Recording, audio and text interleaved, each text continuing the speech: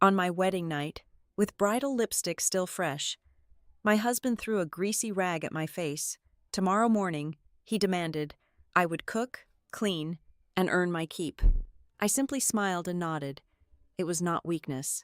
I realized I had stepped into a trap, not a marriage. They wanted an unpaid servant and a clean name for their debts. They mistook my smile for submission. They had no idea I was already counting down.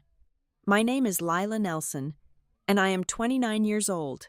Just hours ago, I stood under a sprawling canopy of white roses and promised my life to Dean Holloway. The ceremony had been flawless, a picturesque Southern wedding set against the grand, historic backdrop of Holloway Hall, his family's crown jewel and the premier event venue in the quiet town of Marrow Creek, Tennessee. The evening air had been thick with the scent of magnolias and expensive champagne. Well-dressed guests had toasted to our eternal happiness, their crystal glasses clinking in the warm breeze. Now, the lively music had died down. The string quartet had packed up their heavy instruments, and the last of the red taillights had faded down the long, winding gravel driveway. The fairy tale was officially over. I just had no idea how violently the reality was about to begin. My feet throbbed inside my custom bridal heels, and the intricate, hand-stitched lace of my gown felt increasingly heavy against my exhausted skin. I was desperately looking forward to kicking off my shoes, slipping into the silk robe Dean had gifted me, and finally collapsing into the quiet intimacy of our first night as husband and wife. But Dean did not lead me toward the grand staircase of the residential wing. Instead, his grip on my hand tightened. It was not the affectionate, reassuring squeeze of a new husband. It was a firm, unyielding clamp that felt more like a shackle. He steered me away from the carpeted halls and pushed through the heavy, scuffed swinging doors that led into the massive, industrial catering kitchen of the estate. The long, fluorescent tube lights flickered to life with a harsh, buzzing hum, completely obliterating whatever remained of the evening's romantic ambiance. The cavernous room smelled intensely of stale cooking grease, discarded floral arrangements, and spilled, sour beer. "We need to get you used to the house routine," Dean said, dropping my hand. His voice was entirely stripped of the warm, syrupy cadence he had used while reciting his vows in front of our families just hours earlier. It was flat, transactional, and edged with an undeniable, harsh authority. I barely had a fraction of a second to process the abrupt shift in his demeanor before the attack came. Something dark, damp, and heavy sailed through the harsh lighting of the kitchen. It hit me squarely in the face with a wet, sickening smack. I gasped, instinctively throwing my bare hands up, but the damage was already done. It was a thick, industrial bar rag. The coarse fabric was completely saturated with cold fryer grease, the sticky purple residue of cheap red wine, and damp, rotting crumbs from the evening's massive catering service. The rag slid down my cheek, leaving a smear of dark, foul-smelling sludge across my carefully contoured skin before dropping directly onto the pristine white bodice of my expensive wedding dress. The physical shock of the cold grease was paralyzing, but the emotional whiplash was absolute. I stood frozen in the center of the room. My breath caught painfully in my throat, staring wide-eyed at the man I had just pledged to love and honor. Dean did not flinch. He did not rush forward to apologize for a drunken mistake. He stood a few feet away, his tailored tuxedo jacket discarded on a stool, his silk bow tie completely undone, looking at me with a cold, hard, reptilian stare that I had never seen before. "Starting tomorrow morning," he commanded, his voice echoing off the gleaming stainless steel refrigerators. "You are in charge of breakfast for the family. You will wash, treat, and press all the banquet tablecloths. You will deep clean this entire kitchen from top to bottom, prep the guest suites for the weekend arrivals, and assist with the daily operations of Holloway Hall. No one lives for free under this roof. Lila, it is time you earn your keep." The cruel words hung in the stagnant, grease-filled air, heavy and suffocating. I slowly turned my head, my neck feeling stiff and robotic. Standing in the kitchen doorway, leaning casually against the wooden frame, was my new mother-in-law, Valerie Holloway. Her arms were crossed tightly over her glittering designer evening gown. A smug, deeply satisfied smirk played on her perfectly painted lips. She looked exactly like an arrogant rancher who had just watched a wild, spirited horse get violently broken in the dirt paddock. She was actively savoring the humiliation, drinking in the pathetic sight of my ruined wedding dress and my stained, shocked face. Behind her, lingering cowardly in the shadows of the dark hallway, was my father-in-law, Curtis Holloway. He kept his eyes cast downward at the floorboards, his posture rigid and deeply uncomfortable. He said absolutely nothing. He did absolutely nothing. His pathetic silence was a deafening endorsement of the cruelty unfolding right in front of him. Every natural human instinct within me screamed to react. The old Lila would have screamed until her throat bled.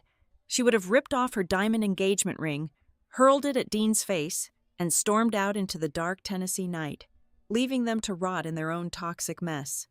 Hot tears violently pricked the corners of my eyes, a natural biological response to sudden, overwhelming degradation, but I forced them back with the sheer, brute force of my rational mind.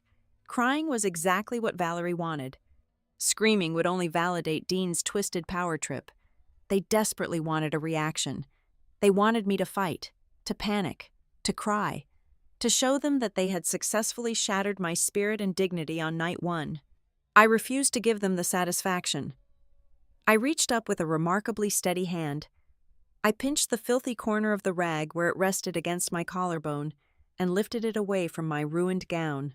I walked over and placed it gently on the edge of the stainless steel prep counter. I took a slow, deliberate breath, letting the foul, rancid scent of the grease ground me in this new, terrifying reality. Then, I turned and looked Dean dead in the eye. I did not shed a single tear. I did not utter a single word of argument. Instead, I let the corners of my mouth turn upward. I gave him a soft, compliant, and perfectly hollow smile. I nodded my head once, indicating my complete understanding of his orders. Dean blinked rapidly, his jaw tensed, and for a fraction of a second, the supreme, arrogant confidence in his dark eyes faltered. He had anticipated a massive breakdown. He had prepared himself to handle a hysterical, weeping bride. He had certainly not prepared for absolute serene acquiescence. The slight nervous shift in his posture told me everything I needed to know. My unnatural calmness deeply unsettled him. "I will go wash my face," I said softly, my voice devoid of any tremor, anger, or fear. I turned my back on them, a deliberate and calculated dismissal, and walked toward the massive double sinks at the far end of the industrial kitchen. As I turned the heavy metal faucet, letting the freezing cold water rush over my trembling hands, I heard the sharp rustle of Valerie's sequined gown as she stepped further into the room. The acoustics of the cavernous kitchen carried her hushed, conspiratorial voice directly to my ears, clear as a bell over the rushing water. "You have got to break her right now. On the first night," Valerie whispered to her son, her tone dripping with venomous pride and malicious intent. "Let her sleep on it, so she knows her exact place by morning." I cupped the freezing water and splashed it violently over my face, scrubbing away the foul grease, the smell of wine, and the smeared remnants of my expensive bridal makeup. As I blindly reached sideways for a roll of paper towels, my gaze drifted across the massive wooden prep island in the center of the cooking area. It was heavily cluttered with the administrative guts of Holloway Hall. But it was not the organized, efficient chaos of a thriving, wealthy business. It was the desperate, terrifying sprawl of a rapidly sinking ship. There were thick, highly disorganized manila folders spilling loose paper across the scratched wood. There was a towering, precarious stack of vendor invoices, and my trained eyes immediately caught the aggressive red ink stamped across them, denoting balances that were 30, 60, and 90 days past due. I saw overlapping, hastily scribbled event booking schedules that made absolutely no logistical sense for a venue of this size. But most damning of all were the 3 thick, scarlet envelopes sitting right on top of the mess, each bearing the word urgent in stark, terrifying block letters from a prominent regional bank. My mind, highly trained in corporate logistics and complex contract management, began to spin rapidly. This was not just a case of poor family management. This was a catastrophic financial hemorrhage. A chilling, razor-sharp realization began to take firm root in the back of my mind, violently pushing aside the visceral shock of the domestic abuse. The Holloway family was drowning. They were bleeding money from every pore, and the grand, aristocratic facade of Marrow Creek's finest family was completely crumbling behind these closed doors. I dried my face slowly, staring blankly at the red bank envelopes. They did not just bring me into this family to be a punching bag or a free maid.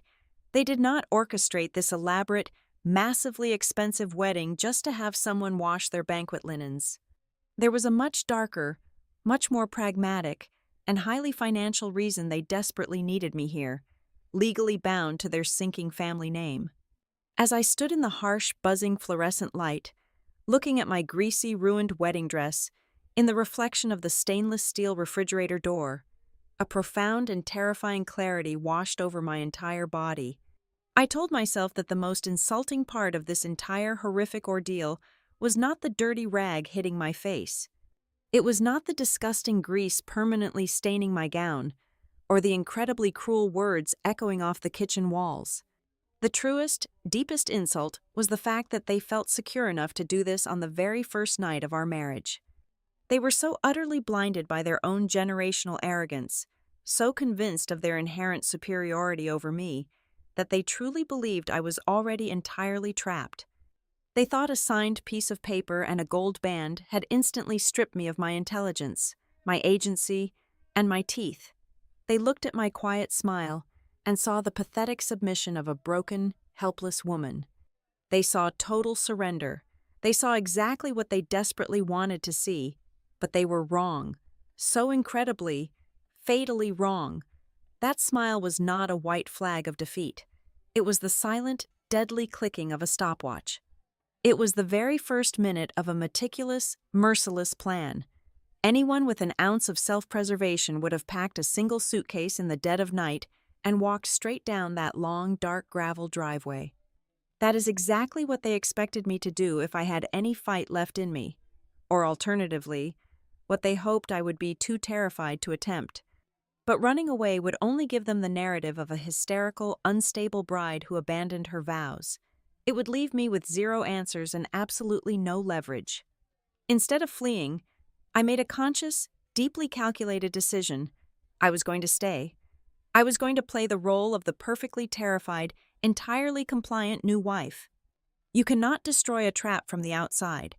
You have to understand its mechanisms from within. I needed to see exactly what the Holloway family was hiding behind their manicured hedges and forced Southern hospitality. The psychological warfare began exactly at 5 o'clock the very next morning. There was no gentle wake-up call, no morning after honeymoon breakfast in bed. A sharp, rhythmic pounding on the heavy oak door of the master suite jolted me awake. It was Valerie. Her voice cut through the thick wood, painfully bright and entirely devoid of warmth, demanding that I get dressed immediately. I slipped out of the cold bed, leaving Dean snoring softly under the thick duvet, and pulled on a plain sweater and jeans. When I arrived in the main kitchen, Valerie was standing by the industrial espresso machine, already fully dressed in a tailored blazer and slacks. She handed me a staggering list of morning duties. I was to cook a full, hot breakfast for the four of us, strip the linens from 3 of the grand guest rooms in the East Wing, fold 200 cloth napkins for an upcoming corporate luncheon, and conduct a full inventory check of the wedding storage basement. She framed every single command as a vital lesson in family tradition. Valerie continuously hovered just out of my peripheral vision, finding tiny, insignificant flaws in my work to test the absolute limits of my patience. The bacon was too crisp. The corners of the fitted sheets were not perfectly square. The napkins were folded at a slightly improper angle. I absorbed every sharp critique with a soft nod and a murmured apology, swallowing the bitter taste of bile in the back of my throat. I played the eager, incompetent novice to absolute perfection. Dean finally wandered downstairs closer to 9 o'clock. He poured himself a mug of black coffee and leaned against the granite counter, watching me scrub the heavy cast iron skillets. He did not offer a single word of genuine support. Instead, his voice took on a sickeningly patronizing tone, wrapping his demands in the guise of marital guidance. He would gently tap the counter and say that a truly devoted wife knows how to manage her household seamlessly, and that he was simply teaching me how to be the strong woman he needed. He claimed this grueling physical labor was an act of love, a necessary initiation into the prestigious Holloway lifestyle. I simply smiled over my shoulder, my hands burning in the scalding, soapy water, and agreed with him. But beneath my docile exterior, my analytical mind was working at full capacity. As I moved relentlessly from the residential wing to the commercial event spaces, a stark, undeniable reality began to unfold. Holloway Hall was a massive, sprawling estate that required a dedicated, highly trained staff to function properly. Yet, the grand halls were entirely empty. There was no operations manager sitting in the cramped back office. There was no head of housekeeping organizing the laundry carts. The seasoned professionals who should have been running the daily logistics were entirely absent. The only other people I saw were a handful of terrified, exhausted college students working part-time, looking completely lost as they tried to set up folding chairs on the main lawn. The old staff had clearly walked out. Whether they had quit out of frustration or had been fired because the family could no longer afford their salaries, the result was the exact same. There was a massive, gaping hole in the operational structure of this business. Valerie and Dean did not just want to break my spirit. They desperately wanted to mold their new daughter-in-law into a highly educated, entirely unpaid general manager to plug a sinking ship. My natural instincts as a seasoned corporate coordinator took over when a genuine crisis erupted late that afternoon. The client for a small, high-end Sunday evening anniversary party arrived early for a final walkthrough.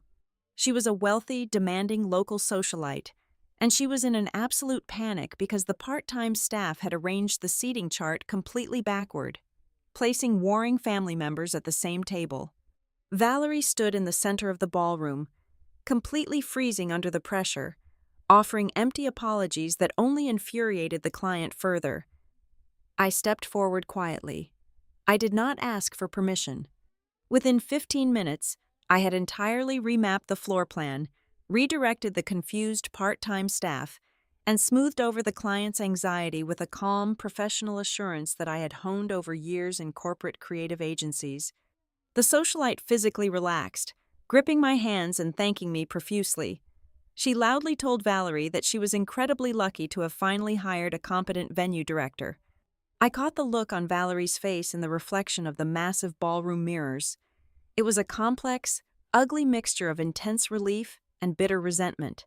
She was thrilled that I had saved the contract and the money, but she was deeply annoyed that I had outshone her so effortlessly.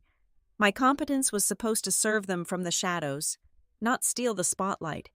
That evening, the true surveillance began.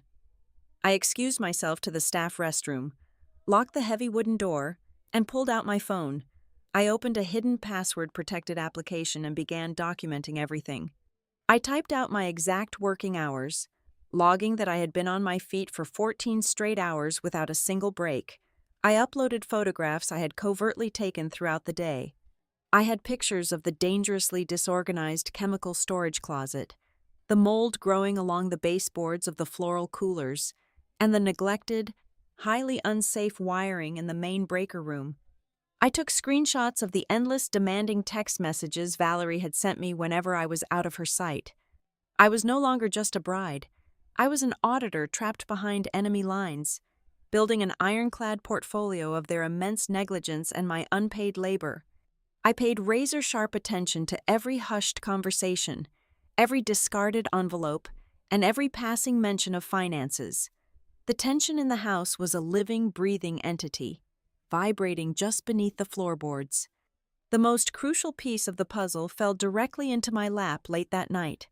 I was wiping down the mahogany dining table while Dean sat in the adjacent leather armchair, swirling a heavy glass of expensive bourbon. He had consumed just enough alcohol to loosen his usually guarded tongue. He was staring at a notification on his phone, a dark, stress-induced crease forming between his eyebrows. He let out a long, heavy sigh and rubbed his temples. He muttered aloud, half to himself and half to the empty room, that once they finished the papers next week, the family would finally be light on debt and they could breathe again. I paused my wiping. My heart gave a sudden, hard thud against my ribs, but I kept my breathing perfectly steady. I turned to him, adopting a look of innocent, wide-eyed curiosity. I asked him softly what kind of papers he was talking about, and if there was anything I could do to help organize them. Dean froze. The amber liquid in his glass stopped swirling. He looked up, his eyes suddenly sharp and defensive, instantly realizing he had spoken entirely too freely. He quickly masked his panic with a dismissive, arrogant wave of his hand. He forced a stiff laugh and told me it was just standard administrative business, mundane tax rollover forms that the estate handled every few years. He told me not to worry my pretty head about the complicated numbers, and that my only job was to keep the house running smoothly. I smiled, nodded in sweet submission, and returned to polishing the wood. But my blood was running ice cold. Standard tax rollover forms do not erase massive, crippling family debt. They do not cause a grown man to sigh with desperate relief. As I scrubbed the rag in tight, meticulous circles, the final, terrifying picture snapped into perfect focus. My instincts on the wedding night had been flawlessly accurate. The Holloways were entirely desperate. They were not merely looking for a domestic slave to bully and control. They needed someone highly capable, someone with a pristine credit history and a clean, respectable name, to legally anchor them to whatever fraudulent or desperate financial lifeline they were trying to secure. They needed a sacrificial lamb with a strong back and a good signature. They had built an elaborate, beautiful trap, completely convinced that the mouse would just eat the cheese and accept the cage. They did not realize the mouse was actively studying the blueprints, finding every structural weakness, and preparing to burn the entire house to the ground. How did a woman who negotiates complex, high-stakes media contracts for a living end up washing rotting garbage out of her own wedding dress? It is the exact question that loops endlessly in my exhausted mind. The answer is terrifyingly simple, yet deeply humiliating to admit. Dean Holloway was a masterpiece of modern deception. He did not reel me in by acting like the arrogant, demanding heir to a suffocating Southern dynasty. When we first met, he played the role of the reluctant prince to absolute perfection. He was the progressive, forward-thinking son who openly and vehemently mocked his mother's archaic views on gender roles and family hierarchy. During our courtship, Dean was a chameleon who mirrored my deepest values. He would wait for me outside the downtown offices of Ashwell and Reed Creative, leaning against his car with 2 iced lattes, genuinely eager to hear about my day. He would listen intently as I vented about difficult clients or complex design layouts. He constantly praised my ambition. He told me he loved my mind, my fierce independence, and my drive to succeed. He would shake his head in mock disgust at the traditional marriages of his peers, swearing he wanted an equal partnership, a dynamic where we both chased our professional dreams side by side. He made me feel entirely seen. He made me feel respected for my intellect, not just my ability to smile and look pretty at a cocktail party. He built a beautiful, flawless illusion of safety. The subtle, insidious shift began the exact moment the diamond engagement ring slid onto my left hand. Suddenly, the man who once championed my career became intensely interested in its logistical boundaries. The red flags did not look like bright, waving warnings. They looked like casual, intimate dinner conversations. Valerie, of course, initiated the interrogations. Over perfectly roasted chicken and heavy crystal glasses of water, she would casually ask highly invasive questions. She disguised her interrogations as motherly advice about our future joint mortgage. She probed deeply into my remote work flexibility, demanded to know the exact status of my personal savings account, and asked pointedly if I was prepared to take a temporary step back from the corporate grind to focus on building a proper family legacy. I looked across the dining table to Dean, fully expecting him to shut his mother down and defend the modern partnership we had built. I waited for him to firmly state that my career was non-negotiable. Instead, he reached across the expensive linen tablecloth, squeezed my hand tight, and gently suggested that turning down my upcoming promotion at the agency might actually be the best thing for our stress levels. He looked at me with those warm, convincing eyes and told me that my career could wait, but our new home needed my undivided focus first. He framed the sacrifice entirely as a romantic gesture. The velvet glove had slipped seamlessly over the iron fist, and I was too deeply in love to recognize the cold metal underneath. Thank God my parents, Linda and Graham Nelson, possessed the clarity that I lacked. They are quiet, observant people who never openly criticized Dean, but they possessed a deep, unspoken intuition about the shifting dynamics of my relationship. 2 weeks before the wedding, my mother invited me over for afternoon tea. When I walked into my childhood kitchen, she handed me a sealed envelope. Inside was a crisp bank deposit slip. They had quietly, without a single word to anyone else, transferred $8,000 into an independent, secured account registered solely under my maiden name.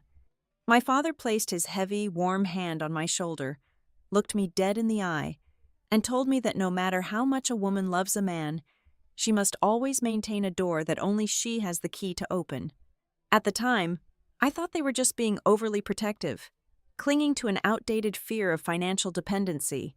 Now, as I navigated the treacherous halls of the Holloway estate, that $8,000 was the only true armor I had left. The memory of my mother's stern warning echoed loudly in the cramped cabin of the Holloway Hall utility van. Valerie had barked an order at me just past noon to drive into town and pick up 50 massive floral centerpieces for the weekend event, flatly refusing to pay the vendor's standard delivery fee. The moment the wrought iron estate gates closed securely behind me in the rearview mirror, I connected my phone to the dashboard system and called the one person whose analytical mind rivaled my own, Avery Sloan. We had been best friends since our freshman year of college. As a senior contract administrator for a massive global logistics firm, Avery did not deal in emotions, tears, or romantic illusions. She dealt in clauses, strict liabilities, and hard, undeniable facts. The phone barely rang twice before she answered. I did not waste a single second with pleasantries. I gripped the leather steering wheel until my knuckles turned stark white and laid out the exact chronology of the past 48 hours. I told her about the greasy rag hitting my face. I told her about the sudden, glaring lack of professional staff, the grueling 14-hour manual labor shifts, the hushed, panicked conversations about debt, and Dean's fatal slip of the tongue regarding tax rollover forms. The line was deathly quiet for a long, agonizing moment. I could hear the rapid, aggressive clacking of Avery's mechanical keyboard in the background as she processed the data. When she finally spoke, her voice was completely devoid of sympathy, which was exactly what I desperately needed to hear. Her tone was sharp, cold, and entirely tactical. She ordered me not to start any fights, not to raise my voice, and most importantly, not to sign a single piece of paper, no matter how mundane or insignificant Dean claimed it was. She told me that words spoken in that house were entirely worthless. I needed to stop listening to the lies they were telling me and start aggressively hunting for the paper trail. The frantic keyboard clacking intensified through the car speakers. Avery explained quickly that county property records, business filings, and tax liens were completely public information if you knew exactly which government portals to search. I held my breath as I merged onto the main highway, the physical tension radiating painfully down my spine. Every second felt like an hour. A sharp, sudden intake of breath hissed through the speakers. Avery had found something. Her tone dropped a full octave, heavy with grim, terrifying validation. She began to read the glowing screen aloud to me. Holloway Hall was not just struggling with a few slow booking seasons or minor cash flow issues. The estate was currently saddled with a massive, entirely unresolved mechanics lien filed by a major regional construction firm. They had commissioned extensive structural repairs to the main ballroom roof over a year ago and simply never paid the bill, but that was not the worst part. The county tax assessor had formally and publicly filed a notice of delinquent property taxes spanning the last 3 consecutive years. The beautiful, historic estate where I had just promised away my entire future was legally bleeding to death. Everything I had suspected deep in my gut was completely, undeniably true. Dean's casual mention of standard rollover papers was a desperate, highly calculated lie to cover up a financial massacre. The Holloway family was drowning in public debt. Their business credit was undoubtedly destroyed, and they had just legally, intentionally tethered themselves to a woman with a spotless financial record, an excellent credit score, and a healthy corporate income. My intuition was no longer just a creeping suspicion. It was a verified fact. It was the only weapon I had left to stand between myself and total financial ruin. The opportunity presented itself shortly after 2 o'clock on a rainy Tuesday afternoon. Valerie was frantic, shouting across the grand foyer about a customized tasting menu that needed to be printed immediately for a prospective corporate client arriving at 3. In her panicked rush to secure a new deposit, she shoved a silver flash drive into my hand and ordered me to use the heavy-duty laser printer in the main family study.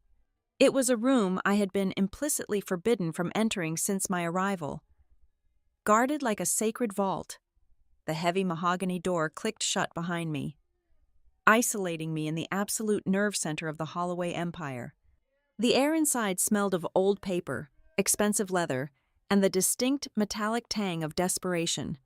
Floor-to-ceiling bookshelves lined the walls, but my attention was instantly locked on the massive executive desk situated in the center of the Persian rug.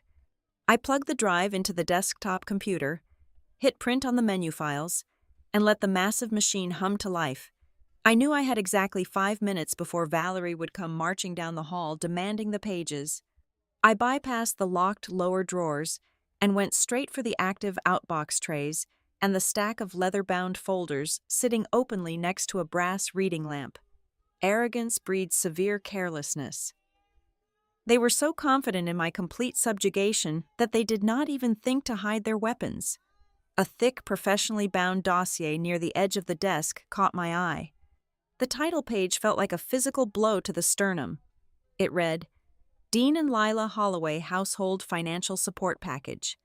I flipped the heavy cardstock cover, my eyes scanning the dense legal jargon with the speed and precision of a seasoned contract auditor. It was a massive, highly aggressive commercial debt restructuring application intended for a predatory private lending firm. On page 4, right under a detailed, terrifying breakdown of the estate's plummeting quarterly revenue, was a section titled Additional Guarantor. My full legal name was printed there in stark black ink. My social security number, which they had undoubtedly lifted straight from our recent marriage license application, was typed neatly in the corresponding identification box. They had preemptively drafted a binding financial covenant volunteering my immaculate credit score, my personal assets, and my future corporate earning potential to permanently underwrite their collapsing business. They had done all of this without uttering a single, solitary word to me. I dug deeper into the stack, my hands moving swiftly but silently. Underneath the loan application lay a pile of glossy, newly printed marketing pitch decks intended to woo regional investors. I recognized the sleek typography immediately. The elegant, minimalist botanical crest I had painstakingly designed from scratch for our wedding invitations was splashed across every single page. It was a passion project I had gifted to the family out of love. Now, they had stripped my personal monogram from the center, rebranded it with the Holloway Hall corporate name, and were actively using my premium intellectual property as a business asset to falsely project an image of a modern, lucrative rebranding effort. They were blatantly stealing my professional labor to sell a massive lie to the banks. The final, undeniable proof was sitting right on the computer monitor. A printed email chain was paper-clipped to a desperate property appraisal report. The sender was Valerie. The recipient was Dean, and it was dated exactly 4 days before our wedding ceremony. The text was brief, clinical, and utterly venomous. I read the words twice to ensure my eyes were not betraying me. Valerie wrote that if they could just keep Lila compliant and in the house for 6 months, it would establish a solid, undeniable legal pattern of joint financial residency. 6 months was the exact threshold the private lenders required to formally use my corporate salary as proof of household income. 6 months to secure the new commercial credit line. 6 months to pay off the suffocating bridge loans. 6 months to stop the county from seizing the property. I was never meant to be a cherished daughter-in-law. I was a 6-month human shield against total foreclosure. The heavy printer ground to a halt, spitting out the final menu page. I swiftly stacked the warm papers, arranged the leather folders exactly as I had found them, and walked out into the dim hallway. I nearly collided with Curtis. My father-in-law was standing near the towering grandfather clock, holding a dusty bottle of red wine against his chest. For a long, suffocating moment, neither of us spoke. He looked at the heavy study door, then down at my hands, clutching the printed menus. His shoulders slumped, carrying the exhausting weight of a man who had spent decades quietly enabling monsters. He leaned in slightly, the smell of stale tobacco and morning gin clinging heavily to his tweed jacket. He spoke in a hoarse, ragged whisper, his eyes darting nervously down the corridor. He told me to read every single line of every single paper Dean ever put in front of me. He looked away. His eyes filled with a pathetic mixture of profound shame and deeply ingrained cowardice. He muttered that in this house, when the bank accounts run dry, people have a terrifying tendency to become incredibly creative with signatures. He shuffled away toward the kitchen before I could even open my mouth to respond. That night, the psychological performance reached its horrifying climax. I was sitting on the edge of our 4-poster bed, brushing my hair, when Dean walked into the master suite. He was holding a silver tray with 2 crystal flutes and a chilled bottle of expensive vintage champagne. He was wearing the exact same soft, charming, boyish smile that had completely dismantled my defenses a year ago. He poured the bubbling golden liquid, handed me a glass, and gently kissed the top of my head. Then, he reached into his leather briefcase resting on the armchair and pulled out a thick manila envelope. He tossed it casually onto the down duvet between us. He took a slow sip of his drink and sighed contentedly, playing the role of the exhausted but highly responsible patriarch to absolute perfection. He told me it was just some standard financial procedures for newlyweds. He brushed it off as boring administrative stuff, just a few forms to formally merge our tax profiles and get me properly registered onto the estate's insurance umbrella. He pulled a sleek silver pen from his jacket pocket and laid it precisely on top of the envelope.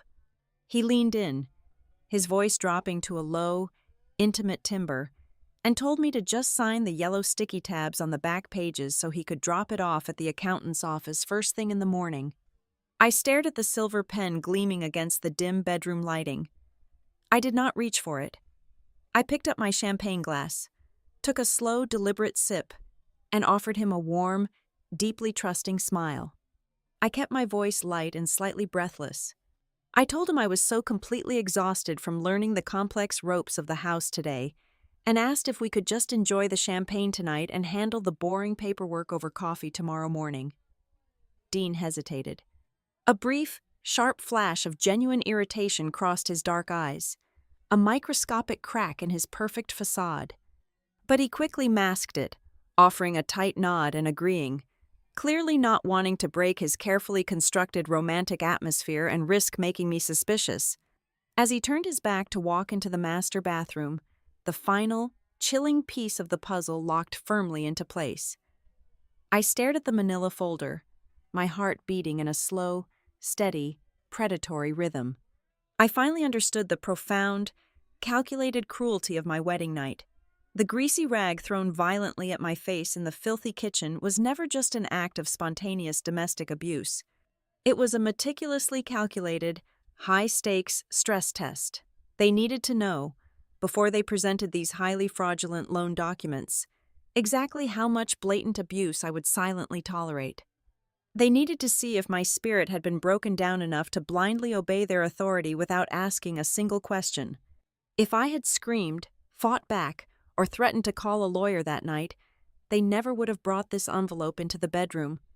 But because I had smiled, nodded, and washed the disgusting grease from my face without a single word of complaint, they believed the psychological test was a resounding success. They were absolutely certain they had broken the horse. They were entirely convinced I was foolish enough to sign away my entire life. The morning after the documents were casually tossed onto my bed, I did not confront my husband. I did not demand answers or threaten to pack my bags. When the sun rose, casting a pale gray light across the heavy mahogany furniture, I handed the manila envelope back to him across the breakfast island. I kept my posture small, my shoulders slightly hunched, and my voice laced with a perfectly manufactured, breathy hesitation. I told him that I desperately wanted to understand the household finances to be a truly supportive partner, but my mind was completely overwhelmed with learning the intricate domestic routines his mother had assigned me. I asked for just a little more time to settle into my new role before taking on legal burdens. The excuse was deeply pathetic, playing directly into every misogynistic stereotype he secretly harbored. He bought it without a single moment of hesitation. A smug, patronizing warmth washed over his face. He patted my hand, tucked the envelope back into his leather briefcase, and told me there was no rush. By playing the overwhelmed, slightly dim-witted bride, I bought myself the most valuable currency in any war: time.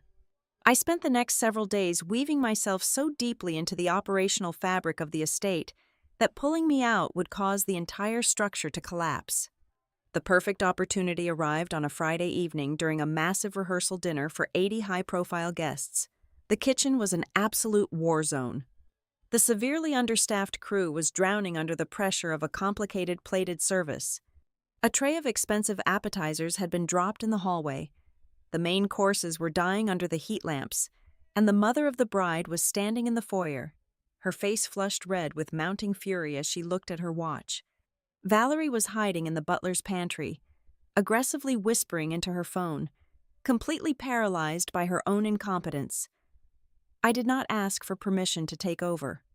I simply walked into the center of the kitchen, clapped my hands sharply to break the panicked noise, and began issuing rapid, precise directives. I pulled 2 servers off the floor to create a dedicated expediting station. I rerouted the service flow, transforming a chaotic bottleneck into a seamless circular assembly line. I then walked out to the foyer, handed the furious mother of the bride a glass of perfectly chilled champagne, and offered a calm, deeply sincere apology alongside a complimentary upgrade to their dessert service. The tension evaporated instantly, the dinner finished flawlessly, and as the guests departed, they left generous tips and glowing compliments. I had single-handedly saved the estate from a catastrophic public relations disaster. The shift in the family dynamic was immediate and incredibly lucrative for my plan. Valerie began to parade my success around town, twisting the narrative to suit her own ego. I overheard her at the country club luncheon, loudly boasting to her wealthy friends that her new daughter-in-law finally knew how to work and was learning the value of genuine elbow grease under her strict, expert tutelage. Dean was even worse. Late one afternoon, while dusting the library shelves, I heard him on a speakerphone call with a regional commercial loan officer. He was arrogantly bragging that his wife, an experienced corporate executive, would be taking over full-time venue operations within 30 days, completely eliminating their need for a salaried management team. They were selling my unpaid labor to the banks as a permanent asset. They truly believed I was entirely broken and blindly loyal. They had no idea what I was doing when the house went dark. Every night, long after Dean's heavy snoring filled the master bedroom, I crept down to the glowing screen of the main office computer. I systematically accessed every shared drive, every cloud folder, and every marketing server. I meticulously downloaded the original vector files, the typography licenses, and the high-resolution branding decks that I had personally designed for my own wedding. These were the exact same pristine, modern assets they were currently pitching to investors to falsely inflate the venue's failing image. I secured them all onto an encrypted external hard drive, alongside time-stamped metadata, proving my sole authorship and intellectual property rights entirely predating our marriage certificate. I was ensuring that when I finally pulled the rug out from under them, I would take the very aesthetic foundation of their fraudulent business with me. Simultaneously, I began quietly constructing my escape route. On a Tuesday morning, under the guise of running to the wholesale grocer, I parked my car behind a strip mall and called Mara Bennett. Mara was my former creative director, a fiercely intelligent woman who had always recognized my absolute worth. I did not give her the terrifying, humiliating details of my domestic imprisonment. I kept my voice strictly professional, stating simply that the family dynamic was entirely unsustainable and I needed to establish an independent, quiet income stream immediately. Mara did not ask invasive questions. Within 48 hours, she had drafted a shadow freelance contract for me, routing overflow agency work directly to my private email. Avery handled the heavy logistical artillery. My best friend moved with the ruthless efficiency of a military strategist. By Thursday afternoon, she had rented a private post office box 2 towns over, guaranteeing that none of my legal correspondence would ever cross the Holloway threshold. More importantly, she used a portion of the $8,000 my parents had secretly gifted me to sign a 6-month lease on a second-floor apartment in Knoxville. It was a fortress. It had secure keycard access, 24-hour surveillance cameras, and a gated parking garage. It was a completely sanitized, impenetrable safe haven where Dean's arrogant threats would mean absolutely nothing. The final, fatal catalyst occurred entirely by accident on a quiet Friday afternoon. Valerie had tasked me with confirming a routine wire transfer for a frustrated linen supplier. I dialed the regional bank's commercial department, gave the account routing numbers, and patiently waited on hold. The representative returned to the line, confirmed the transfer, and then shifted into a sickeningly cheerful customer service tone. She told me that before we disconnected, she wanted to formally thank me. She said, word for word, that she appreciated Mrs. Holloway sending over the initial electronic consent forms for the household restructuring package late last night, and that the underwriting team was processing my guarantor application immediately. The air in the kitchen vanished, my lungs seized, completely paralyzed by the sheer, unadulterated audacity of what I had just heard. I thanked the woman with a voice that sounded like it belonged to a ghost, and gently placed the phone back onto the receiver. I had not signed a single document. I had not clicked a single digital confirmation link. Dean had not waited for me to overcome my manufactured hesitation. He had simply forged my electronic signature. He had actively, maliciously committed federal wire fraud to permanently chain my pristine financial identity to his sinking, rotten ship. A massive, blinding wave of rage threatened to tear its way out of my throat, but I brutally forced it down. Exploding now would ruin everything. If I confronted him, he would destroy the evidence, gaslight me, and lock down the accounts. I needed him arrogant. I needed him entirely comfortable in his crime. When Dean walked through the front door that evening, smelling of expensive cologne and cheap deceit, I did not scream. I walked up to him, wrapped my arms around his neck, and kissed his cheek.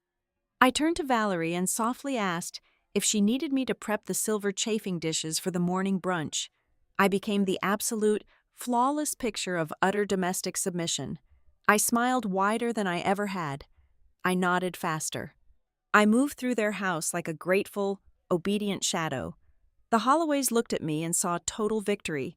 They completely lowered their weapons, utterly convinced the war was over and they had won the prize. They had no idea they were casually strolling into a slaughterhouse, and I was the one holding the lock to the door. The moment the bank representative disconnected the line, the trembling in my hands completely stopped. The suffocating fear was entirely replaced by a cold, hyper-focused clarity. I immediately redialed the corporate lending department, adopting the soft, slightly breathless tone of an eager, highly devoted partner. I told the loan officer that I was deeply touched by my new family's immense trust in me, but I formally requested a mandatory 72-hour hold on processing the final underwriting documents. I framed the delay flawlessly, claiming I desperately wanted to read every single line of the dense financial terminology alongside my husband so I could be the truly supportive wife he needed. The officer, completely charmed by my apparent domestic dedication, happily agreed to pause the file. That brief phone call bought me exactly 3 days. 3 days to arm the bomb. I immediately used my secure off-site post office box address to formally retain Celeste Rowan. She was a legal apex predator, a uniquely terrifying attorney who specialized exclusively in the bloody intersection of high net worth divorces and corporate contract fraud. She did not offer me a shoulder to cry on. She demanded raw, actionable data. I handed over the encrypted hard drive, the photographs of the neglected estate, the text messages, and the exact timeline of the forged bank consent. Within 24 hours, Celeste and Avery had completely dissected the digital footprint of the massive loan application. They aggressively scrubbed the back-end metadata embedded in the initial electronic signature packet that the bank had received. The results were a masterpiece of criminal stupidity. The IP address and device identifier for the consent email did not match my laptop, my phone, or any device I owned. It perfectly matched the exact tablet Dean had been sweating over in the butler's pantry during the chaotic rehearsal dinner earlier that week. We now possessed undeniable, federally admissible proof of fraudulent misrepresentation and digital forgery. My immediate burning instinct was to take that metadata and shatter Dean's smug, aristocratic face with it over breakfast. Celeste strictly forbade it. Through a secure video call, her voice was razor-sharp and utterly uncompromising. She ordered me to let them continue believing I was right on the verge of signing the physical copies. She explained that if we spooked them now, Dean could easily claim the digital signature was a misunderstanding or a clerical error made by an incompetent subordinate. But if we provoked an explicit threat, a clear act of coercion in writing or in front of a third party, the entire situation would instantly transform from a messy domestic dispute into a lethal, inescapable trap. Dean, blinded by his own towering arrogance, handed us that exact weapon the very next afternoon. He was away at a local golf outing with potential investors, feeling absolutely invincible. My phone buzzed on the marble kitchen counter. It was a text message from him. He wrote that he was incredibly proud of how quickly I was adapting to the grueling household chores, adding that once the final paperwork was signed and delivered, everyone would finally see that I was truly worth the money his family had spent on the wedding. I stared at the glowing screen, letting the sheer, transactional sociopathy of his words wash over me. He did not view our vows as a sacred bond. He viewed our marriage as an expensive corporate acquisition. I took a high-resolution screenshot, forwarded it directly to Celeste's encrypted legal portal, and permanently deleted it from my device. Valerie tightened the noose from her end later that same evening. She cornered me in the floral prep room, her eyes darting critically over my casual clothes. She crossed her arms, adopting her faux matriarchal tone, and demanded that I officially terminate any remaining ties with my former colleagues at Ashwell and Reed Creative. She stated, with absolute, unbending authority, that a Holloway woman does not work for someone else when her own family enterprise desperately requires her undivided attention. She wanted me entirely isolated, stripped of my independent professional identity, and fully dependent on the failing estate. I lowered my eyes, offered a meek apology for checking my work emails, and promised her I would sever the connections immediately. The absolute peak of their delusion occurred during the grand Sunday family dinner. The sprawling mahogany dining table was packed with wealthy aunts, uncles, and prominent cousins. I spent 4 straight hours cooking, serving, and pouring expensive wine, playing the invisible, dutiful servant to perfection. As the dessert plates were cleared away, Dean stood up at the head of the table and boldly clinked his crystal glass with a heavy silver spoon. The noisy room instantly fell silent. He wrapped a heavy arm around my waist, pulling me tightly against his side. He proudly announced to the extended family that his beautiful bride was officially stepping up to take over the entire creative, operational, and guest care divisions of Holloway Hall. He spoke about my future labor as if I were a highly efficient piece of heavy machinery they had just successfully purchased and installed. The relatives clapped loudly, raising their glasses to toast my induction into the family legacy. Valerie beamed from the opposite end of the table, her eyes glittering with the deep satisfaction of a highly profitable conquest. I smiled back at all of them, my jaw aching from the intense physical effort of maintaining the mask. Let them clap. Let them toast to their brilliant financial maneuvering. They sat in their expensive velvet chairs, entirely convinced that they had successfully outsmarted a naive girl. They firmly believed I was just days away from officially belonging to their debt-ridden empire. They did not know that the ink on my secure new apartment lease was already entirely dry. They did not know that a commercial moving truck was already booked and fully paid for under a discreet alias. They had absolutely no idea that every single proprietary design file, client database, and piece of premium marketing material had already been permanently wiped from their local servers and secured in my private digital vault. They thought they were holding the leash, blissfully unaware that I had already severed the collar and was simply waiting for the perfect moment to let them run straight off the cliff. The air in the grand dining room was thick with the rich scent of freshly brewed espresso, roasted rosemary, and warm hollandaise sauce. It was Sunday morning, the highly anticipated day of the massive Holloway family brunch. I moved flawlessly around the long, polished mahogany table, refilling heavy crystal water goblets and sliding plates of warm, delicate pastries in front of the extended family members. They did not look up at my face. They looked exclusively at my hands, observing my movements exactly the way one inspects a highly useful, newly purchased household appliance. I poured the steaming coffee, clearing empty plates and offering soft, compliant nods, perfectly executing the role of the tamed asset they so desperately believed me to be. Dean stood up at the head of the table, tapping a heavy silver spoon against his crystal mimosa glass. The loud, boisterous chatter of the wealthy relatives instantly died down. He reached out and draped a heavy, overtly possessive arm over my shoulder, pressing me tightly against his side to ensure everyone had a clear view of our united front. "To my beautiful wife," Dean announced, his chest puffed out with sheer, unadulterated arrogance, his voice echoing off the vaulted ceilings of the historic room. "It took a few days of hard work, but my wife understands the rules of our house now." The relatives chuckled approvingly, raising their sparkling glasses in my direction. Valerie offered a smug, victorious smirk from her seat by the window. I offered a demure, flawlessly obedient smile, letting the sickening praise wash entirely over me.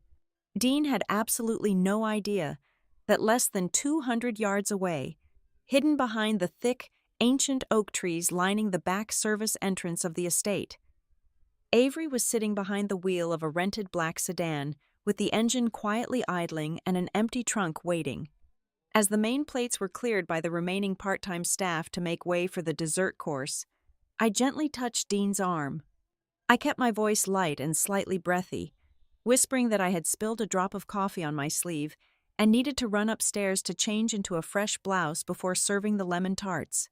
He barely nodded, his attention already fully engaged in a loud, competitive conversation about golf handicaps with his uncle.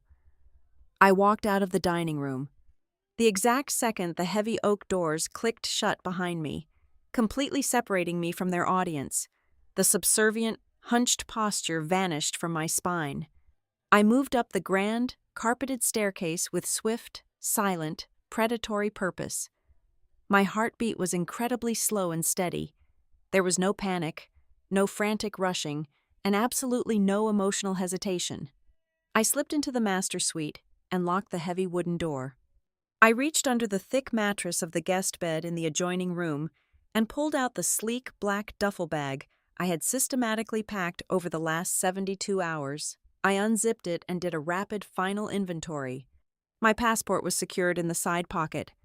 My personal laptop, the encrypted backup hard drive containing their entire fraudulent operational history, my birth certificate, and the sealed envelope containing the emergency funds my parents had given me were all perfectly aligned inside. I grabbed a few essential pieces of clothing and my expensive skincare. The entire physical extraction took exactly 3 minutes. I had mentally rehearsed this movement a dozen times. I slung the heavy bag over my shoulder and walked over to the sprawling marble vanity in the center of the master bathroom. It was finally time to leave the bill. I grabbed my left hand, firmly pinched the massive, expensive diamond engagement ring, and slid it over my knuckle. The cold metal felt absolutely filthy against my skin. I dropped it onto the hard stone counter. The heavy thud of the diamond striking the marble was the most liberating sound I had ever heard. Next to the discarded ring, I placed a meticulously printed, itemized corporate invoice. It detailed exactly 126 hours of manual and administrative labor, billed at my standard executive operational rate, complete with standard corporate late fees and penalty clauses. Beside the invoice, I laid a formal, legally binding declaration revoking all usage rights to my proprietary branding designs. Underneath that, I placed a drafted legal notice stating that any commercial or personal loan bearing my name, my social security number, or my digital signature was entirely unauthorized, highly fraudulent, and currently under active investigation by my legal counsel. I pulled my phone from my pocket and opened my secure, private email client. I had 3 drafts queued, fully loaded, and waiting for my command. The first email went directly to Celeste, officially pulling the trigger on the divorce filings and the corporate fraud injunctions. The second email was an urgent certified notification routed directly to the regional bank's commercial fraud department, explicitly denying my involvement in the household restructuring package and attaching the metadata proof of the forged electronic signature. The third email blast went directly to Holloway Hall's top 5 major vendors and corporate suppliers, stating clearly that I held absolutely no ownership stake, operational role, or financial liability within the estate, effective immediately. I took a deep breath. Staring at the screen, I pressed send on all 3. Downstairs, the family was happily slicing into their expensive lemon tarts, entirely oblivious to the absolute digital massacre unfolding in the background. With a few rapid taps on my mobile application, I executed the final server commands.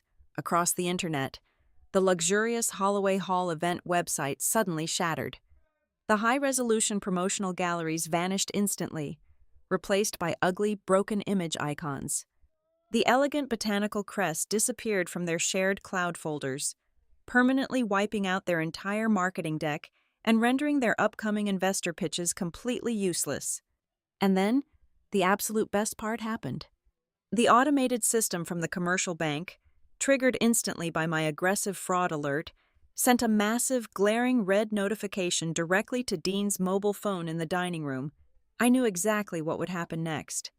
I knew he would stare at the screen in confusion, excuse himself from the table, and storm upstairs to demand an explanation, but I would not be there to give him one. For my final theatrical act, I reached into the front zipper pocket of my duffel bag and pulled out the grand finale. It was the thick industrial bar rag from my wedding night. I had kept it sealed in a plastic bag. It was still heavily stained with dried purple wine, stiff with rancid cooking grease, and smelled faintly of absolute rot. I took a heavy silver paperclip from the bedside table drawer and pinned the filthy, disgusting rag directly to the top of my itemized labor invoice. Right in the center of the dark grease stain, I had attached a small, crisp white index card. I had written only one sentence on it in bold, thick black ink. I smiled because I was counting. I turned my back on the vanity, stepped out of the bedroom, and walked rapidly down the narrow, uncarpeted back servant's staircase. I pushed open the heavy iron kitchen door and stepped out into the crisp, bright morning air. The gravel crunched softly under my boots as I walked toward the tree line. I did not look back at the sprawling, historic mansion. I opened the passenger door of the black sedan, slid into the cool leather seat, and Avery immediately put the car in drive. The tires rolled smoothly over the pavement, carrying me away from the nightmare. We left the estate in absolute, beautiful silence. I was completely gone.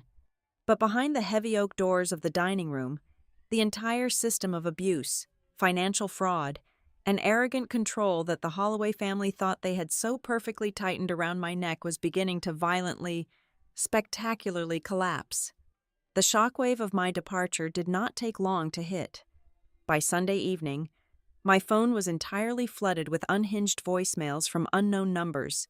Dean was rapidly cycling through the classic stages of narcissistic panic. In one voicemail, his voice would be thick with manufactured tears, begging me to come home and talk things through like a rational adult. 3 minutes later, a different burner number would light up my screen, delivering a venomous, snarling threat.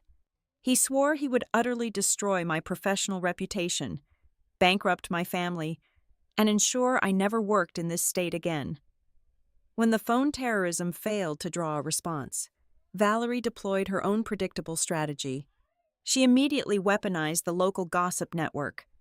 By Monday morning, she had actively seeded a malicious narrative across the wealthy country club circles, aggressively claiming I was a calculating gold digger. She told everyone who would listen that I had stolen highly confidential family business documents, maliciously sabotaged their corporate servers, and fled into the night with tens of thousands of dollars in expensive wedding registry gifts. When the rumor mill did not force my surrender, they escalated to physical intimidation. On Tuesday afternoon, Dean and Valerie drove directly to my parents' quiet suburban neighborhood in Knoxville. They marched up the driveway, pounding violently on the front door, demanding to know where they were hiding their fugitive daughter, but my parents were entirely prepared. They did not even open the door. My father simply activated the high-definition porch security cameras and calmly dialed the local police department. 10 minutes later, 2 uniformed officers arrived. For the very first time in their sheltered, privileged lives, the Holloways were forced to back down under the threat of genuine, documented legal consequences.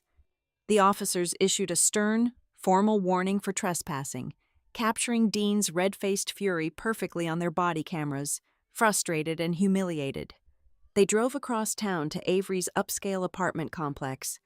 They barely made it into the lobby before the private security guards, whom Avery had already briefed and provided with photographs, threatened to have them arrested on the spot. Their bullying tactics, which had worked flawlessly within the isolated walls of their own estate, were completely useless out in the real world. Stripped of their ability to harass us in person, they took the war online. A highly inflammatory post appeared on the primary community social media board for Marrow Creek. It was a masterpiece of manipulative public relations. They used carefully cropped photos from our wedding ceremony, showing me smiling brightly, juxtaposed against a lengthy, fabricated essay about how I had conned a prestigious, trusting family. They painted themselves as the tragic victims of a sophisticated scam artist who had married their son solely to pillage their hard-earned generational wealth. The comment section quickly filled with shocked reactions from local residents who had always viewed the Holloway family as the untouchable aristocracy of the town. I did not write a lengthy, emotional rebuttal. I did not engage in a messy public argument in the comment section. I waited patiently until the evening, when online traffic was at its absolute peak, and I made one single, incredibly clinical post from my own verified account. I wrote absolutely no personal narrative. I simply uploaded 3 specific files. The first file was a clean, enhanced audio clip I had covertly recorded on my phone during my second day in the house, where Dean's voice could be heard clear as a bell, aggressively demanding that I wash the banquet linens and earn my keep under his roof.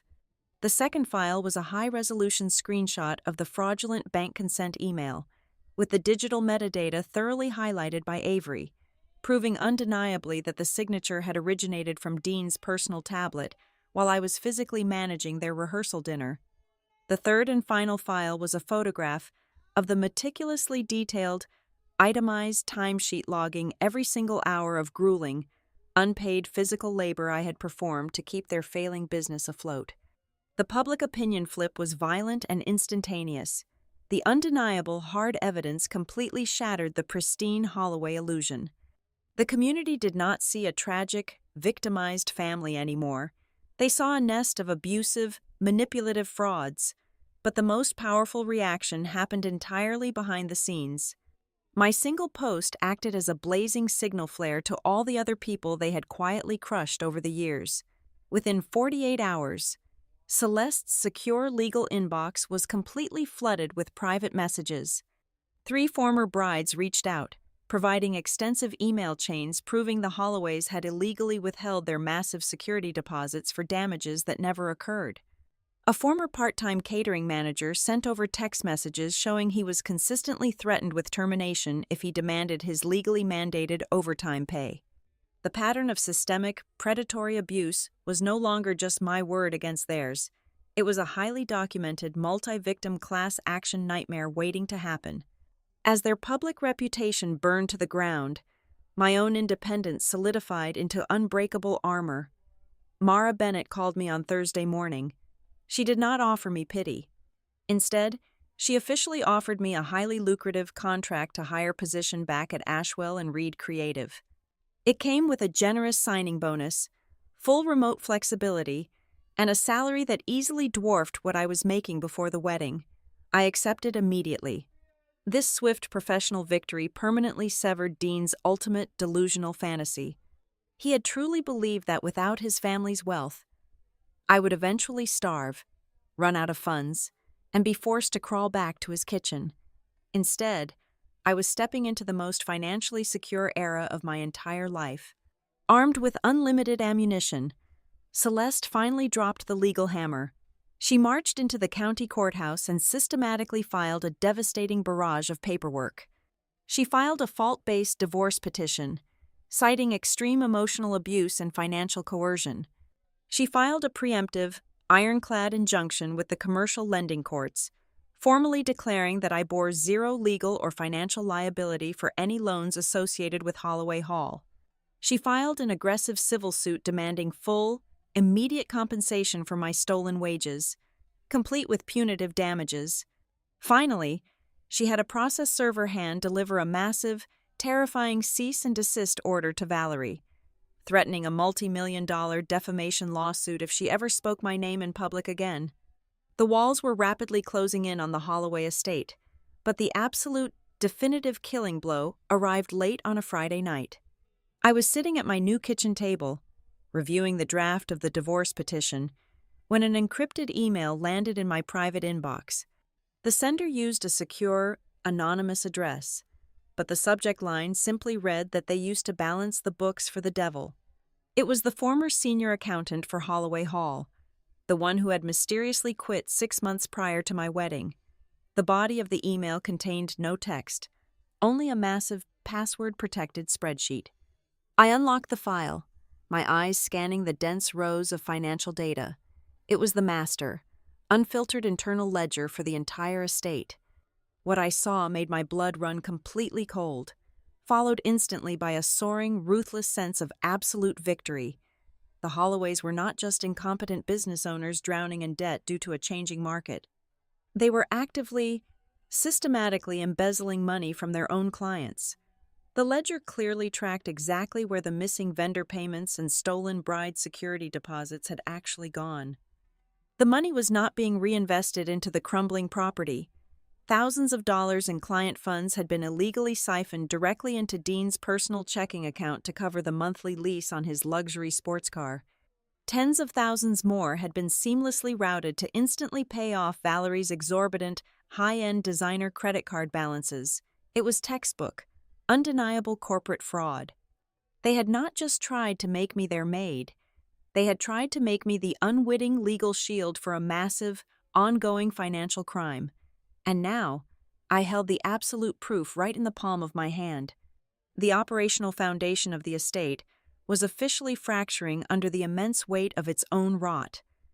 Word had spread rapidly through the local vendor network, moving faster than a wildfire through dry brush. By Wednesday morning, the estate's primary florist had retained legal counsel, explicitly threatening to sue over outstanding invoices stretching back 8 months.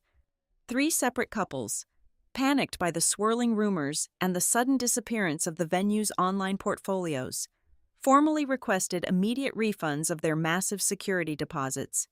The commercial lending department at the bank, entirely spooked by my fraud alert and the subsequent metadata proof, completely froze the household restructuring application pending a federal review.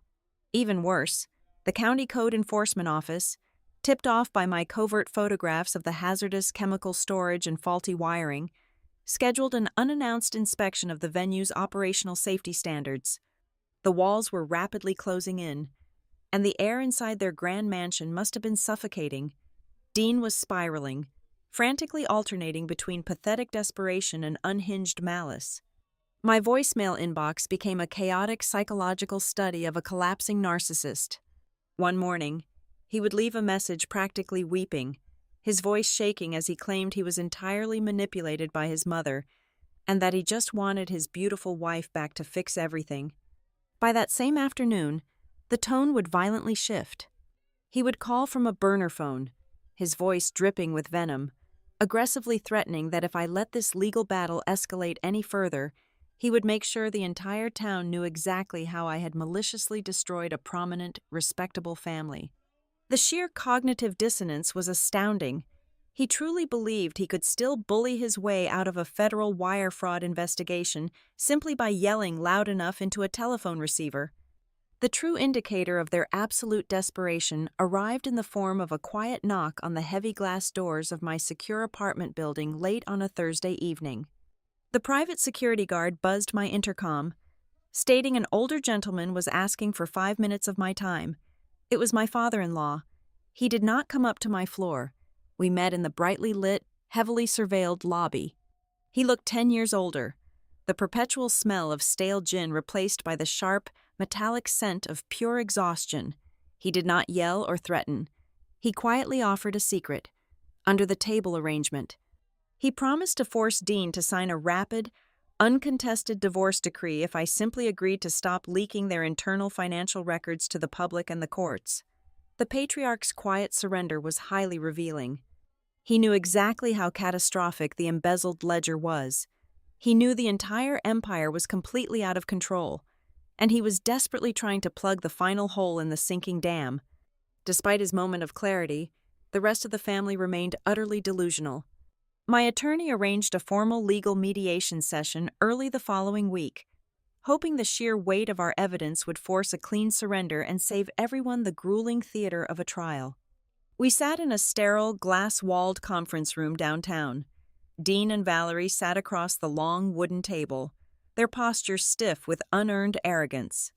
Their attorney, a sweaty, overmatched local practitioner, who clearly did not fully understand the magnitude of the fraud his clients had committed, slid a proposed settlement across the table. It was an absolute joke. They were still demanding that I sign a strict non-disclosure agreement, permanently delete all of my social media posts, return every single wedding gift, and formally drop my civil lawsuit for the unpaid labor compensation. They wanted me to walk away with nothing, completely silenced. While they suffered zero consequences, they were staring down the barrel of a loaded gun and demanding that I apologize for holding it. It proved, beyond a shadow of a doubt, that they still did not understand how profoundly weak their position truly was. I did not even bother looking at my lawyer for guidance.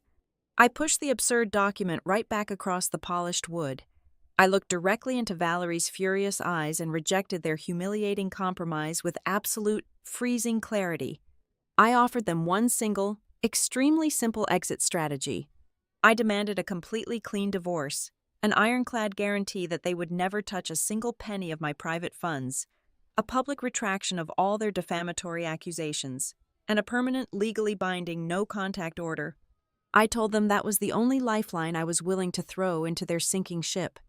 They scoffed, stood up abruptly, and stormed out of the conference room, completely failing to realize they had just walked away from their absolute final chance at survival.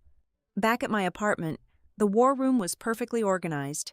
Avery had transformed my living room wall into a massive, chronological timeline of sheer financial terror. She used thick red string and brass thumbtacks to connect every single piece of evidence. The timeline started precisely on the night of the wedding, marking the exact hour the greasy rag hit my face. It tracked the coercive, demanding text messages, the agonizingly detailed logs of my unpaid operational hours, the undeniable metadata from the forged electronic consent file, and finally, the devastating internal ledger provided by the former accountant. Seeing it all laid out visually was breathtaking. It was a flawless, inescapable roadmap of systematic corporate abuse and personal exploitation. There was no missing link. Every single thread pulled directly back to their immense greed. I knew exactly what the family was banking on to save themselves. The estate was heavily advertising their upcoming fall bridal showcase.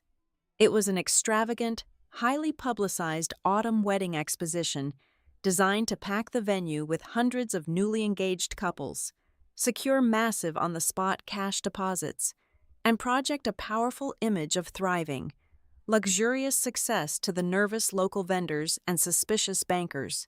It was their absolute final gamble. If that specific showcase succeeded, they might just generate enough emergency liquid cash to temporarily hold off the creditors and the angry florists. But if that event collapsed, the entire empire would instantly turn to dust. My lawyer called later that evening, asking if I wanted to submit the embezzled ledger to the commercial fraud investigators immediately to shut the venue down before the weekend. I stood in my living room, looking at the massive timeline on my wall, tracing the red string toward the upcoming date of their grand showcase.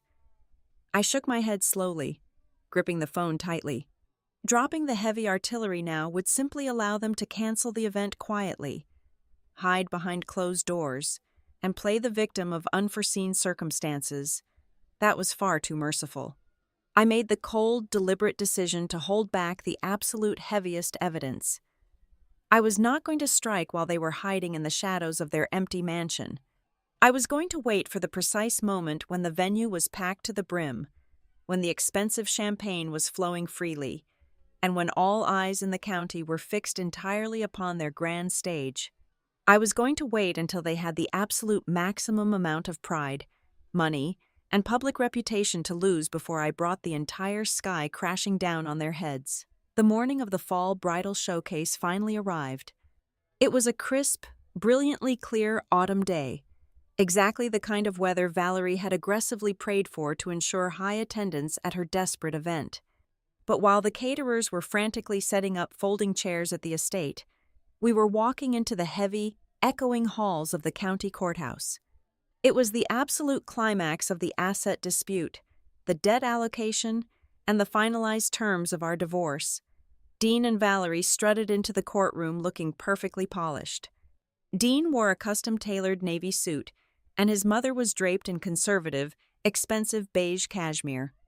They held their heads high, exchanging smug whispers, clearly operating under the massive delusion that once we were standing in front of a judge, my nerve would completely break and I would softly capitulate to save us both the public embarrassment. They had absolutely no idea what Celeste had loaded into her leather briefcase, the moment the judge called the hearing to order. My attorney did not just present a case, she executed a flawless, systematic demolition. Celeste stood up, her voice sharp and entirely devoid of mercy. First, she submitted the enhanced audio recording from our wedding night. The entire courtroom sat in dead silence as Dean's voice snarled through the speakers, demanding I earn my keep while the grease from his thrown rag was still wet on my face. Dean's smug posture instantly collapsed into his chair. Then, Celeste dropped the metadata report from the forged electronic consent email, methodically explaining how the digital signature originated directly from Dean's personal tablet during the exact hours I was physically managing his rehearsal dinner. But Celeste was not done. She presented the thick, heavily itemized logs of my unpaid labor, and then came the ultimate kill shot. She submitted the encrypted ledger provided by their former accountant. She highlighted the specific, undeniable columns showing exactly how thousands of dollars in stolen client security deposits had been illegally funneled into Dean's luxury car payments and Valerie's high-end retail credit cards. The color completely drained from Valerie's face, leaving her looking like a hollow, terrified ghost. To seal the absolute destruction, a compliance representative from the commercial lending bank stood up under oath. He formally testified, right in front of the judge, that the massive refinancing package had been permanently revoked due to severe documented evidence of financial misrepresentation and the unauthorized, fraudulent use of a spouse's legal identity. The judge, a stern woman who clearly had zero tolerance for wealthy entitlement, looked down at the Holloway family with pure, unfiltered disgust. She firmly and immediately rejected every single one of their absurd demands. She ruled that I owed them absolutely nothing for the wedding gifts and legally severed my name from every single cent of their massive corporate debt. Furthermore, she looked directly at Dean and stated that the evidence I had provided created an overwhelmingly strong foundation for criminal fraud charges, massive civil compensation for unpaid labor, and severe penalties for targeted harassment and defamation. Dean was backed into an inescapable corner. To avoid a highly publicized, expanded civil lawsuit that would inevitably lead to a federal forensic audit of his entire life, his panicked attorney furiously whispered in his ear, begging him to surrender. Dean's hands physically shook as he grabbed the pen. He was forced to swallow his towering pride and sign my absolute non-negotiable final agreement. He agreed to a rapid, uncontested divorce. He signed a legally binding mandate to publicly retract every single defamatory accusation his family had made against me. He agreed to pay the full, heavily penalized invoice for my 126 hours of manual labor, drawn directly from his remaining personal trust fund. And finally, he signed an ironclad, permanent no-contact order. While Dean was signing his life away in the courtroom, the final pillar of his empire was actively burning to the ground across town. The news of the bank permanently pulling the commercial loan and the explosive legal revelations had leaked directly to the regional vendor network. Down at the estate, the Grand Fall bridal showcase was turning into a spectacular, humiliating disaster. Major caterers and premium florists, realizing they were never going to see a single dime from the bankrupt family, simply packed up their displays and drove their delivery vans right off the property. The wealthy, prospective brides who had arrived to tour the grounds heard the frantic whispers of fraud and embezzlement. They turned right around, walking back to their cars in droves. The grand event that was supposed to save their prestigious reputation had violently transformed into a public, undeniable laughingstock on the exact day they meant to return to the spotlight. Dean slid the signed divorce papers back across the defendant's table. He looked up at me. I reached out, picked up the heavy brass pen, and signed my name with a perfectly steady, entirely unwavering hand. As he watched the ink dry, the realization finally washed over his defeated eyes. He finally understood that the soft, compliant smile I gave him on our wedding night was never about obedience. It was a silent, lethal declaration that he had chosen the exact wrong woman to trample. Valerie sat completely paralyzed, utterly humiliated in front of the legal peers she had spent decades trying to impress. As we stood up to leave, Curtis Holloway lingered behind his family. He looked at me, his shoulders slumped in total defeat, and quietly muttered that I was the only person in his entire family who had actually acted like an adult. I did not even grant him the dignity of a response. I walked out of those heavy courthouse doors, breathing the cleanest, most intoxicating air of my entire life. I did not leave as a failed, broken bride. I walked out as a fiercely independent woman who had aggressively reclaimed her name, her finances, and her future. That evening, I sat in a bustling, dimly lit restaurant downtown, sharing a massive celebratory dinner with my parents and Avery. We raised our glasses of expensive wine, toasting to absolute freedom. The next morning, I officially accepted the lucrative contract to hire position from Ashwell and Reed Creative, but I did not stop there. With the leftover funds from my emergency account, I launched a specialized boutique consulting branch entirely dedicated to helping female-owned businesses and independent contractors identify and completely destroy predatory corporate contracts before they ever signed on the dotted line. I took the absolute worst moment of my life and forged it into an unbreakable weapon. When I look back at that greasy, filthy kitchen, I do not feel an ounce of fear or regret. That night I smiled, because it was the last time in my life anyone would mistake my silence for surrender. Thank you so much for listening to my story today. I would absolutely love to know where in the world you are tuning in from. So please drop your city or country in the comments below so we can connect and share our thoughts on everything that happened.